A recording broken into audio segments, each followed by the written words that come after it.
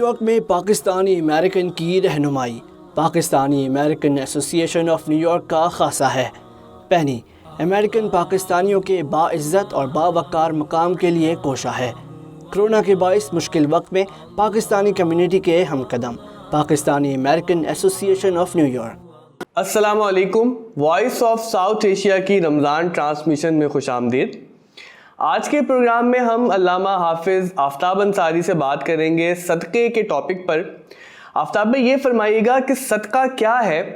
اور صدقے کے حوالے سے کیا حکمتیں بیان ہوئی ہیں اور اللہ نے کیا ارشاد فرمایا ہے کہ کن لوگوں کو صدقہ دینا چاہیے۔ بسم اللہ الرحمن الرحیم۔ نجم بھائی، صدقے کے حوالے سے جو آپ کا سوال ہے اس پر میں یہ بیان کرنا چاہوں گا کہ صدقہ ایک مالی عبادت ہے، اور صدقے کی جو ایک حکمت ہمیں نظر آتی ہے وہ یہ ہے کہ معاشرے سے غربت کا خاتمہ ہو اور جہالت کا خاتمہ ہو، کیونکہ جس معاشرے کے اندر غربت بڑھتی ہے، جس معاشرے کے اندر جہالت میں اضافہ ہوتا ہے، وہ معاشرہ تباہ و برباد ہو جایا کرتا ہے۔ تو مالدار لوگوں پر اللہ تبارک و تعالی نے جو یہ حکم فرمایا کہ وہ صدقہ کرے، خیرات کرے، یعنی صدقہ و خیرات کر معاشرے سے غربت کا خاتمہ کیا جائے، معاشرے سے جہالت کا خاتمہ کیا جائے۔ اس حوالے سے بڑی فضیلت ہمیں احادیث مبارکہ میں ملتی ہے، یعنی صدقہ کرنے والے کے اللہ تبارک و تعالی مال میں بھی اضافہ عطا فرماتا ہے، اس کے گھر کے معاملات جو معیشت ہے اس کو بھی اللہ بہتر فرما دیتا ہے۔ صدقہ کرنے والے کو اللہ تبارک و تعالی جہنم کی آگ سے بھی دور فرما دیتا ہے۔ صدقہ کرنے والے کو اللہ تبارک و تعالی عزت بھی عطا فرماتا ہے۔ صدقہ کرنے والے کی جو موت ہے اللہ تبارک و تعالی اس میں بھی آسانیاں پیدا فرما دیتا ہے۔ صدقہ کرنے والا جو ہے وہ اللہ تبارک و تعالی کے حفظ و امان میں آ جاتا ہے۔ ایک حدیث مبارکہ آپ کے سامنے بیان کرنا چاہوں گا، مسلم شریف کی حدیث مبارکہ ہے، حضرت ابو ہریرہ رضی اللہ تعالیٰ عنہ راوی ہیں۔ نبی پاک صلی اللہ علیہ وسلم نے فرمایا، صدقہ مال میں کمی نہیں کرتا۔ صدقہ کرنے والے میں بظاہر تو مال میں کمی ہو رہی ہے، لیکن اسے یقین کامل ہونا چاہیے کہ اللہ رب العزت اس کے مال میں برکت عطا فرمائے گا، اس کے مال میں اضافہ عطا فرمائے گا، اللہ رب العزت اس کے مال میں کمی نہیں فرمائے گا۔ حدیث مبارکہ کے دوسرے حصے میں اللہ کے حبیب صلی اللہ علیہ وسلم نے فرمایا، اگر کوئی شخص ضرورت سے زیادہ مال خرچ کرتا ہے، اللہ کی بارگاہ میں زیادہ خرچ کرتا ہے، تو پروردگار عالم اس کی عزت میں بھی اضافہ فرما دیتا ہے۔ عزت حاصل کرنا کوئی آسان کام نہیں ہے، لیکن اللہ تبارک و تعالیٰ کے حبیب صلی اللہ علیہ وسلم نے انتہائی آسان راستہ بیان فرما دیا، اور وہ یہ ہے کہ اگر تم اللہ کی بارگاہ کے اندر صدقہ کرتے رہو گے، خیرات کرتے رہو گے، تو مال میں تو اضافہ ہوگا ہی ہوگا، اس کے ساتھ ساتھ اللہ رب العزت تمہیں عزت بھی عطا فرما دے گا، تمہیں بلندگی بھی عطا فرما دے گا۔ ایک اور حدیث مبارکہ ہے ترمذی شریف کی، حضرت انس رضی اللہ تعالیٰ عنہ راوی ہے، نبی پاک صلی اللہ علیہ وسلم نے فرمایا، صدقہ اللہ تبارک و تعالیٰ کے غضب کو بجھا دیتا ہے اور دردناک جو موت ہے اس کو دور کر دیتا ہے۔ یعنی انسان کے جو اللہ تبارک و تعالیٰ کی جو ناراضگی ہے، جو غضب ہے، یہ اس کو ٹھنڈا کر دیتا ہے صدقہ۔ اللہ تبارک و تعالیٰ کی طرف سے جو ایک عذاب کا جو معاملہ ہے اس کو پروردگار عالم دور فرما دیتا ہے۔ مکاشف القلوب میں امام غزالی رحمۃ اللہ علیہ نے یہ بیان فرمایا کہ ایک حدیث مبارکہ آپ نے اپنی کتاب میں درج فرمائی کہ نبی پاک صلی اللہ علیہ وسلم نے فرمایا، 7 شخص ایسے ہیں قیامت کے دن اللہ تبارک و تعالیٰ کے سائے میں ان کو جگہ عطا کی جائے گی۔ ان میں سے ایک وہ شخص ہے کہ جس نے اللہ کی بارگاہ کے اندر صدقہ کیا ہے، اور صدقہ بھی انتہائی رازداری کے ساتھ کیا، یعنی یہاں تک دائیں ہاتھ سے اس نے صدقہ کیا اور بائیں ہاتھ کو پتہ بھی نہیں چلا، یعنی اتنی رازداری کے ساتھ اس نے صدقہ کیا ہے۔ اسی طرح ایک اور روایت میں آتا ہے، ترمذی شریف کی روایت ہے، حضرت ابن عباس رضی اللہ تعالی عنہما راوی ہے کہ آپ نے فرمایا کہ حضور صلی اللہ علیہ وسلم نے فرمایا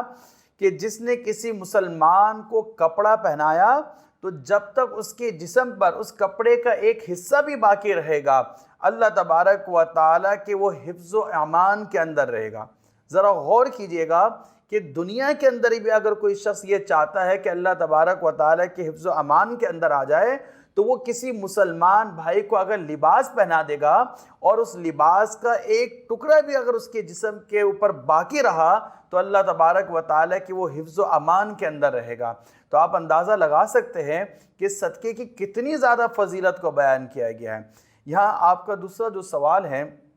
کہ جس میں آپ نے یہ فرمایا کہ صدقہ کرنے کا طریقہ کار کیا ہونا چاہیے، صدقہ کن لوگوں پر کرنا چاہیے، تو یہاں میں آپ کے سامنے یہ بیان کرنا چاہتا ہوں کہ صدقہ کرنے کی جو فضیلت ہے وہ اپنے عزیز و اقارب پر، اپنے رشتہ داروں پر کرنے پر زیادہ اجر و ثواب ہے۔ بخاری اور مسلم شریف کی حدیث مبارکہ ہے، حضرت میمونہ رضی اللہ تعالی عنہ روایت کرتی ہیں، انہوں نے کہا کہ میرے پاس ایک لونڈی تھی جس کو میں نے آزاد کر دیا، اور آزاد کرنے کے بعد میں نبی پاک صلی اللہ علیہ وسلم کے پاس حاضر ہوئی اور میں نے عرض کیا یا رسول اللہ صلی اللہ علیہ وسلم میرے پاس ایک لونڈی تھی، اسے میں نے آزاد کر دیا ہے۔ اللہ کے حبیب صلی اللہ علیہ وسلم نے فرمایا اگر تم اسے اپنے ماموں کو دے دیتی تو یہ تمہارے لیے زیادہ بہتر ہوتا، اس میں اللہ تعالیٰ تمہیں زیادہ اجر و ثواب عطا فرماتا۔ ذرا آپ غور کیجئے گا، یہاں پر میں یہ سمجھتا ہوں یہ بیان کیا جا رہا ہے، بتایا جا رہا ہے کہ مالدار لوگوں کے پاس اگر مال ہے تو اس کو ضائع کرنے کے بجائے اپنے غریب رشتہ داروں کو اگر وہ دے دے تو اس میں اللہ تعالیٰ زیادہ اجر و ثواب عطا فرمائے گا۔ ایک اور حدیث مبارکہ ہے، اس کا تعلق ابو داؤد شریف سے ہے، حضرت ابو ہریرہ رضی اللہ تعالیٰ عنہ راوی ہیں، انہوں نے حضور سید دو عالم صلی اللہ علیہ وسلم سے سوال کیا یا رسول اللہ صلی اللہ علیہ وسلم کون سا صدقہ افضل ہے؟ تو آپ صلی اللہ علیہ وسلم نے فرمایا کم سرمایہ دار کا خدمت دین میں کوشش کرنا، ایک یہ صدقہ افضل ہے، اور دوسرا آپ صلی اللہ علیہ وسلم نے فرمایا صدقے دینے کی ابتدا اس سے کرو جس کی کفالت تمہارے اوپر ہے، تمہاری ذمہ داری کے اندر شامل ہے۔ یعنی اپنے قریب والے لوگوں پر، اپنے رشتہ داروں پر اگر کوئی شخص صدقہ کرتا ہے، خیرات کرتا ہے تو اس پر اللہ تبارک و تعالی زیادہ اجر عطا فرماتا ہے۔ اسی طرح ایک روایت ہے ترمذی شریف کی، حضرت سلیمان بن عامر رضی اللہ تعالیٰ عنہ بیان کرتے ہیں حضور سید دو عالم صلی اللہ علیہ وسلم نے فرمایا مسکین پر صدقہ کرنا صرف صدقہ ہے،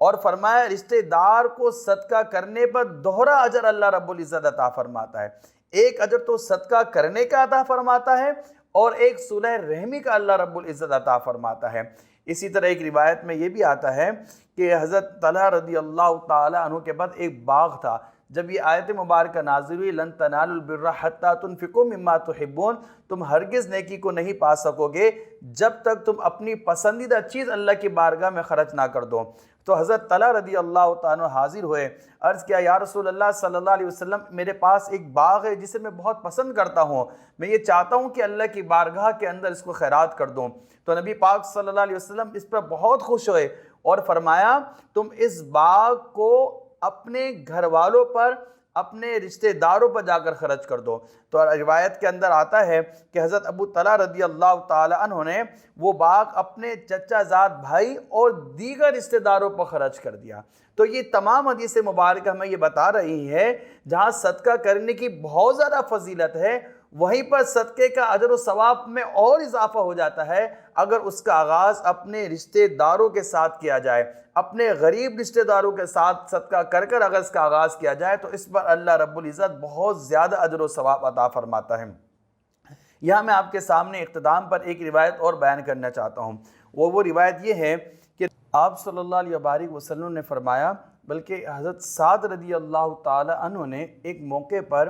دولت ہونے پر فخر کا اظہار کیا، تو نبی پاک صلی اللہ علیہ وسلم نے ارشاد فرمایا کہ تمہیں اپنے کمزور لوگوں کی وجہ سے تمہاری مدد کی جاتی ہے، اور تمہیں جو روزی دی جاتی ہے وہ تمہارے کمزور لوگوں کی وجہ سے دی جاتی ہے۔ یعنی میں یہ سمجھتا ہوں یہاں ہمیں بتا دیا گیا ہے مالدار لوگوں کو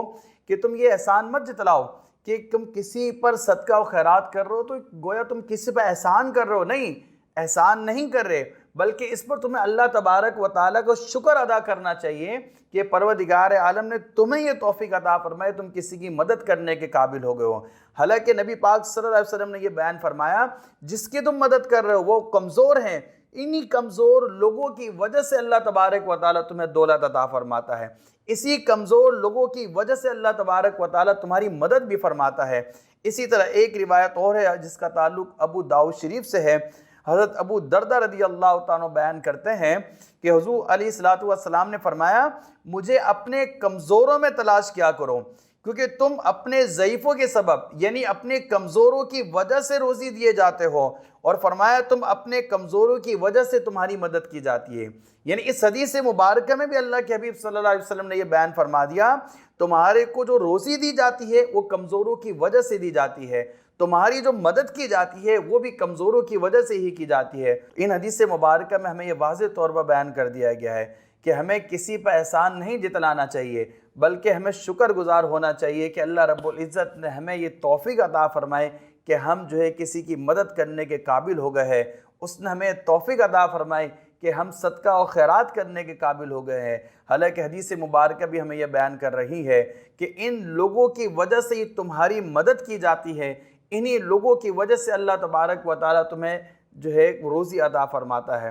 اللہ سے دعا ہے کہ پروردگار عالم مجھے اور آپ سب کو جو کچھ بیان کیا گیا اس پر عمل پیرا ہونے کی توفیق عطا فرما۔ وآخر دعوانا ان الحمدللہ رب العالمین۔ یقیناً اللہ تعالیٰ ہماری نیکیوں کو صدقات کو قبول فرمائے، اور یہ بڑی اہم بات ہے کہ جو انسان دنیا میں اس دنیا کی آزمائش میں ہے، ہم زندگی گزار رہے ہیں، ہمیں اپنے انسانوں کے ساتھ، اپنے بھائیوں کے ساتھ، اپنی بہنوں کے ساتھ بہت اچھا سلوک کرنے کی ضرورت ہے تاکہ ہم اللہ کو راضی کر سکیں۔ ایک بہت ہی خوبصورت شعر کے ساتھ آج کے شو کا اختتام کرتے ہیں کہ کرو مہربانی تم اہل زمیں پر، خدا مہرباں ہوگا عرش بری پر۔ تو اگر خدا کی مہربانی ہم سب چاہتے ہیں تو ہمیں اہل زمین کے ساتھ مہربانی کا سلوک کرنا ہوگا۔ بہت شکریہ۔ وائس آف ساؤتھ ایشیا دیکھتے رہیے، انشاءاللہ اگلے پروگرام میں حاضر خدمت ہوتے ہیں۔